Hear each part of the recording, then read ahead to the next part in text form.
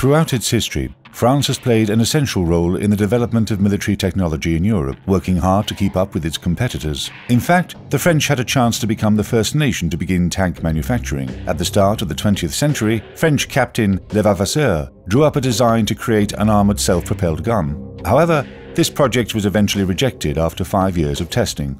However, at the start of World War I, it was starting to become clear that some form of armoured warfare was needed as armies began to barricade themselves within hundreds of kilometres of trenches and barbed wire. Massed artillery and machine guns mowed down soldiers, not allowing them to advance more than a couple of hundred metres at best. Assault infantry lacked the firepower to suppress these types of attacks, so the world powers began to work towards finding a solution for this type of warfare. The Germans invested heavily in long-ranged artillery, while the British and French designed ways to move their field guns closer to the enemy.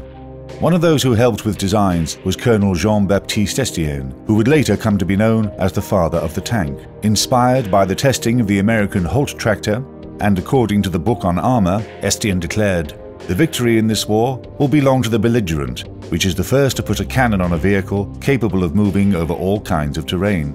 To help with this project, and after much perseverance, Estienne was able to enlist the support of General Joseph Joffre, and in early February of 1916, the first French prototype known as Schneider were ready for testing. Soon after the Schneider began testing, it was placed in friendly competition with a larger Saint-Chamond tank design. Following the example of the British, these top-secret projects were dubbed artillery tractors. Unfortunately, these vehicles continue to suffer from poor aiming angles and an inability to successfully traverse trenches. Louis Renault endeavoured to solve these drawbacks, and after overcoming numerous bureaucratic delays, was commissioned by Estienne in January of 1917 to proceed with his light tank design.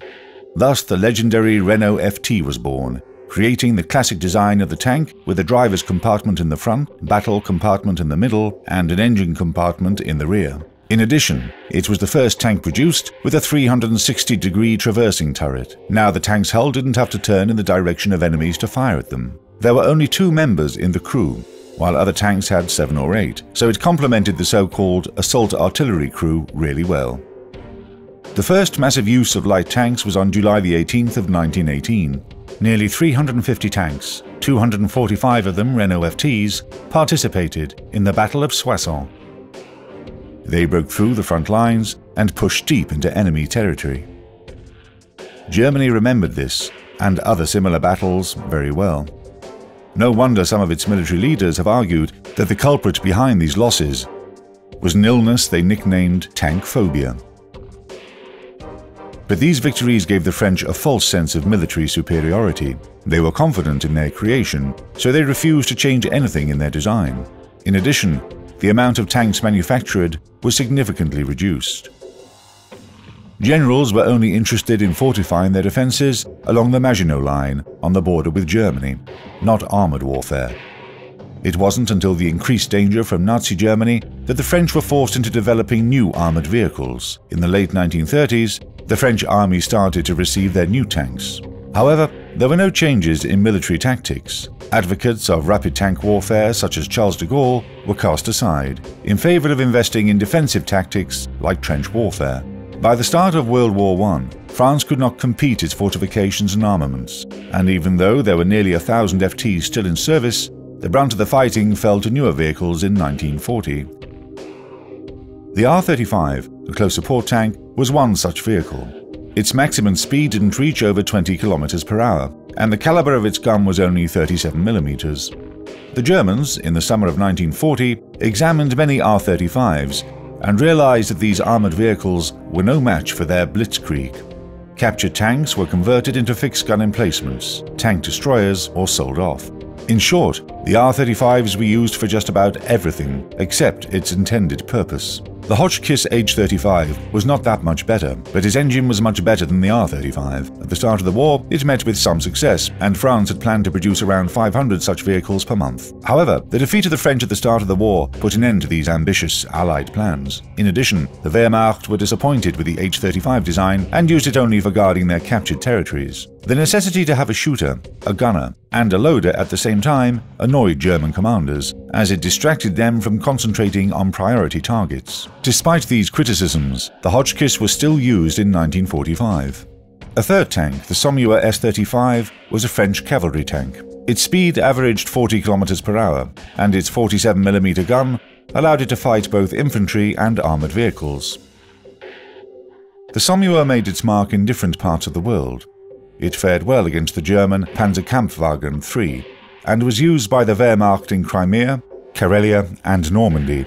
It was a dependable vehicle, even though it wasn't the easiest to maintain, and remained active in service until the end of World War II. The French produced heavy tanks as well, such as the B-1 bis, which fought even until the end of the war.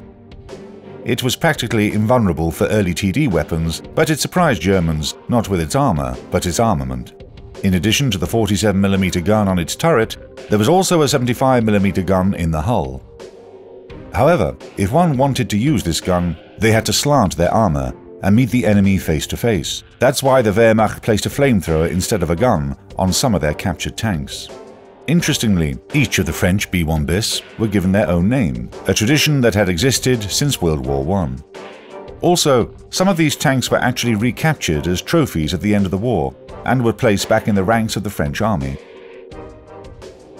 Ultimately, French tanks along the Western Front were not very impressive. That's not the tanks' fault. That blame lands at the feet of their commanders. They divided their cuirassier divisions and half-trained soldiers into separate companies and platoons. This was done in order to fill holes along their defensive line in the summer of 1940. So when the generals of the Wehrmacht flanked the legendary Maginot Line, no one really knew what to do. The loss of communication, conflicting orders, and supply problems only helped to aggravate the situation. The few successes, like the attack led by Pierre Billotte in the Battle of Stonne, or the counterattack of the 4th Cuirassier Division led by de Gaulle near Abbeville, didn't play a role. Germany had clearly demonstrated the power of an armoured spearhead attack. The pride of the French didn't accept the Nazi occupation of their country and began developing a new tank in secret. This wasn't an easy task. Some of their engineers died on the front, while others fled the country. Then there were those like Louis Renault, who shamed themselves by working with the invaders. After the liberation of Paris, France returned to the world stage and got back into the development of new tank designs. That's when the ARL-44 appeared, which included several old and outdated technical features. It did have an innovative design and included some new technology, such as a new compensator that reduced recoil, a feature that had never been used on French tanks.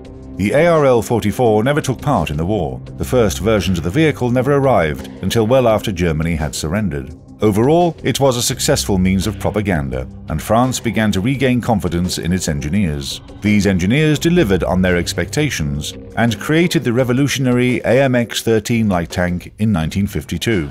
Its turret was swept to the rear of the hull and had an autoloader installed, which allowed it to make several shots with minimal intervals between them. Crewmen then had to leave the battlefield and reload their vehicle in a safe place. Its awesome firepower per unit compensated for this drawback, allowing this vehicle to fight against tanks from other nations on the same level.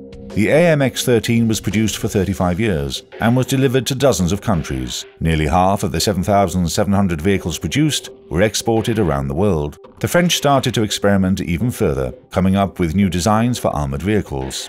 Of these designs, the Lorraine 40T, the M4, and the AMX-50 were nothing more than prototypes and experiments. The appearance of the AMX-30 battle tank forced the French to rearm their army again, but this is another story.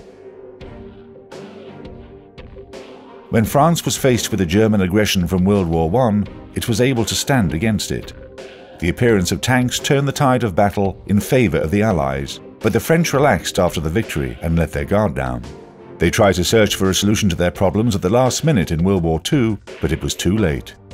After the war, France became one of the biggest manufacturers and exporters of armoured vehicles in the world. Its designers and engineers earned the respect of other nations, helping to move the rest of the world forward in tank construction.